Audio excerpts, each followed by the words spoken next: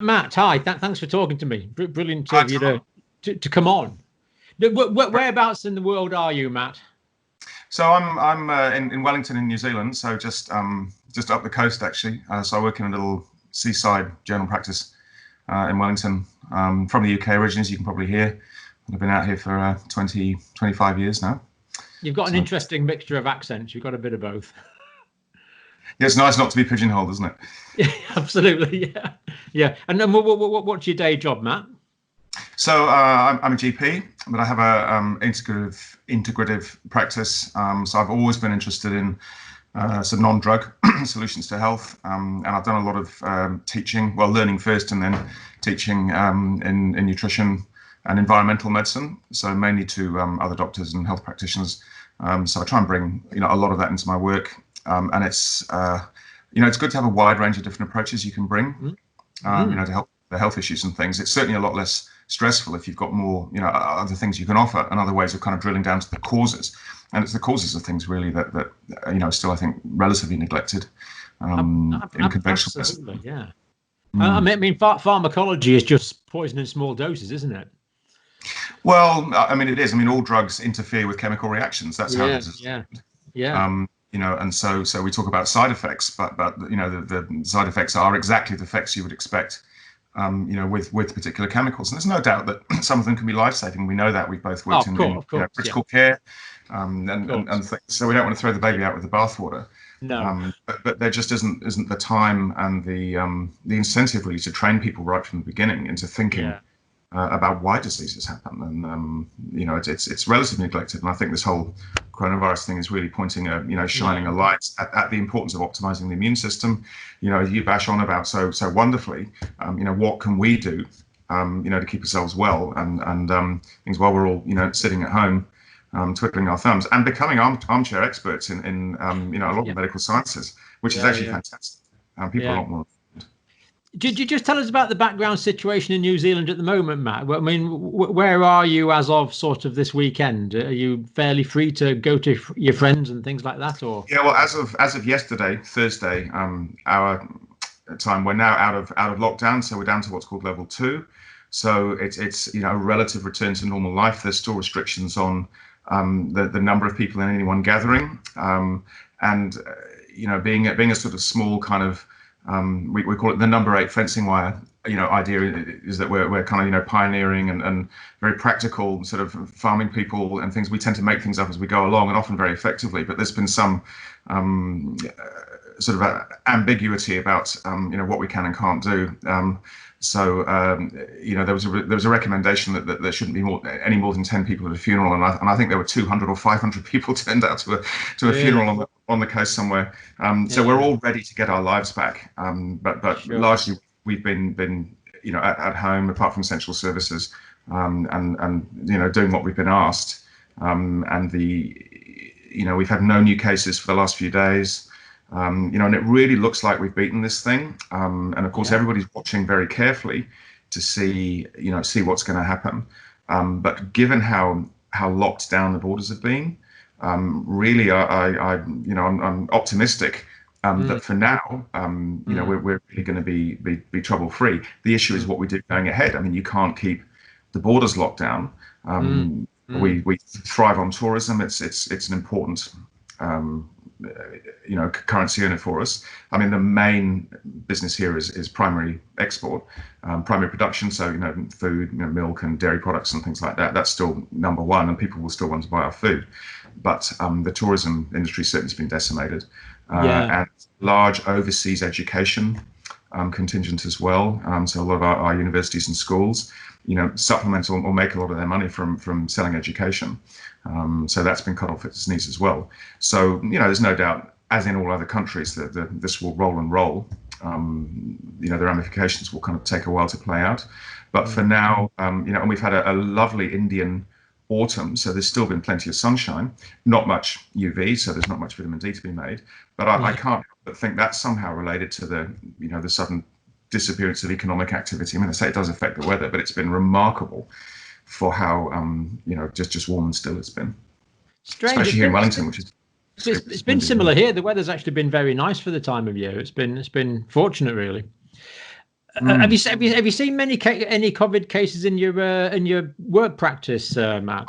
I haven't seen a single case, I'm afraid to say, so I'm absolutely not any sort of expert. Well, that's good. That's good. Well, it is, but what's interests me is, I mean, we've done lots and lots of swabs. I mean, in my practice, we probably swabbed over 100 people. And I've had a handful of people that I suspect, I'm pretty sure had the COVID illness to an extent, but with probably the false negatives. And I mean, there is up to a 30 or 40% false negative rate with the PCR swabs, which is really quite significant if you think about it. So, hence the ability to ascribe a probable to a clinical case, even if the swab's negative. And of course, a number of people have been swabbed a number of times. Been diagnosing on clinical grounds. Yes, that's right. And yet, despite that, a lot of people are getting respiratory illnesses. So despite being locked down, there's still plenty of households where, maybe one person has gone out once a week to do the shopping. And yet there are still coughs and colds turning up. Which is interesting, because the hope was that we'd get less flu, less coughs and colds over the winter. And I mean, the winter's still not quite here yet anyway. Yeah. So interesting to see that how that plays out. It's interesting. Places like India, they've had great reduction in waterborne diseases, the diarrhea, the vomiting, the gastroenteritis has been massively reduced. But I've had lots of people complain to me saying, I've just got a really bad cold. Where did I get it from? I'm locked down. How could I possibly have got this cold? And can you answer that? I can't. Well, I mean, I think it just shows how much still we don't know about infectious disease and immunity. And of course, certainly fear and stress, we know suppresses immunity. But I think there's still a lot of questions to be answered. And I think one of the fascinating things coming out of this epidemic is actually how much virology and medicine and epidemiology is being done, looking at transmissibility and now, immunity. But while we're all sitting waiting for a vaccine, and I have my doubts about, the time frame there, and things, there are things that we could and should be doing, and some of us are, to help people in the meantime, just be as healthy as possible. Lots of people have been drinking more or sitting home eating, comfort foods and things, the COVID calories we've been hearing about. And a lot of my work, like a lot of other health practitioners, is around, overweight and diabetes and pre-diabetes and things. So, there's some worrying kind of behaviors probably that people are going to have to work harder to drop come out of this. But we've only had 5 weeks really at home, and I think compared to other countries where the lockdown's going to go on for longer, I think we've got off really lightly, and I think we've really dodged a bullet here. And I don't want to crow or sound like I am, but it wasn't a day too late. Really, I agree. You were proactive. It was impressive. The big thing you had on your side though is you had a bit more time because the cases came there late. So you're able to see the Italian situation.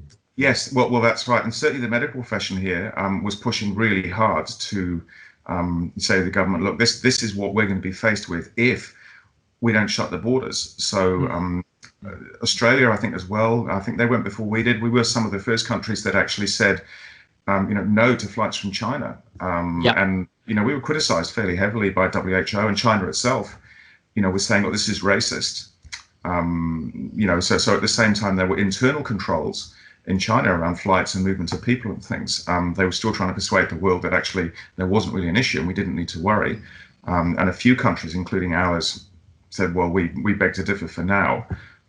So that was really, where we got the head start. We didn't have that large burden of infected people suddenly appearing, coming to attention, and kind of missed the boat there, like other countries did. So you think it's actually possible that the virus can be eradicated in New Zealand? Well, it's certainly possible. I mean, it's medically and statistically possible, but I don't claim to know the future. And people are talking about second waves and things, but compared to, say, the UK, where I understand they've only just started to talk about, introducing controls at the airports and I know, and things. I mean, it's just, well, it is, and it's so bizarre that you can't help but wonder, what's the bigger picture here? It seems such obvious omission that I'm not a conspiracy theorist particularly, but it does make you wonder. Yeah, neither am I, nor am I a politician, but how on earth do you explain the fact that the World Health Organization was saying carry on flying in and out of China when they knew there was a person-to-person transmissible disease, I mean, how do you explain? I mean, can you explain just their lack of proactivity? Because they've got the best epidemiologists and virologists in the world working for these guys. I mean, how did they get it so wrong? I just can't work it out. Well, I mean, you can never. What is it? Somebody said you could never lose money betting on human stupidity. The madness of crowds and all this sort of. And I mean, who knows? We're not politicians. We just basically try and help people. Absolutely. With their health and things. But we're all allowed to wonder, and certainly there do seem to be big gaps and big questions yet to be kind of answered for us all. I mean, we know that things like suicide rates and overall health are really negative when in recession and depressions. It's that unemployment or health kind of question. So all this stuff is yet to come, and I think that the ramifications are going to roll and roll and roll, and that's my worry. Already, stories about famine and these very tenuous chains in third world countries, particularly, already starting to that's really coming home to roost. So I mean, I'm very concerned about countries with poorly developed health services, because if about 4 or 5% of the patients in my country needed critical care, in countries where that critical care is not available, then I can't really work out why that 4 or 5% wouldn't simply die. Yes. That's what's really frightening me, that the case fatality rate could be dramatically higher when health services simply aren't available. That's kind of my nightmare scenario at the moment. Yeah, I mean, it makes you want to cry, really, at the sort of inevitability of it all, and the scale of the loss of life. I think it was Stalin who said, 100 people dying is a tragedy, 1 million dying is a statistic. Absolutely, numbers just become too large to get our heads around. I was reading just today that in India, which is developing and we wouldn't necessarily think of so much as a third world country anymore, but there are still something like 3,000 children a day die of starvation in India, and it's a fairly reliable statistic where I was reading. So we have to try and remember that, as you say, there's already vulnerable health systems, food insecurity, unhealthy or even no water. So we've got the sort of the first world version of this, which is bad enough. If you've only got 3 or 4 ventilators in a whole country, as you've shown at some of these statistics, it's just, you can't really think about it. And taking time off work is a luxury, of course, isn't it? Not everyone can afford to do that. That's if what you're earning that day is what you eat that night, then taking time off that is a luxury. Yeah. Right. Have we got a connection? Well, that's right. We're okay. Yeah. I think we're back. Yeah. Just turn you down a bit. Yeah. There you go. Yeah. That's good. Right. So what are the main factors that you think could improve someone's immunity to COVID-19 virus, and are they the same factors as would improve immunity to any virus, do you think?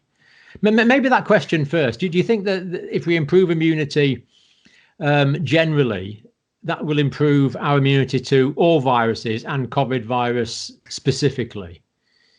No doubt.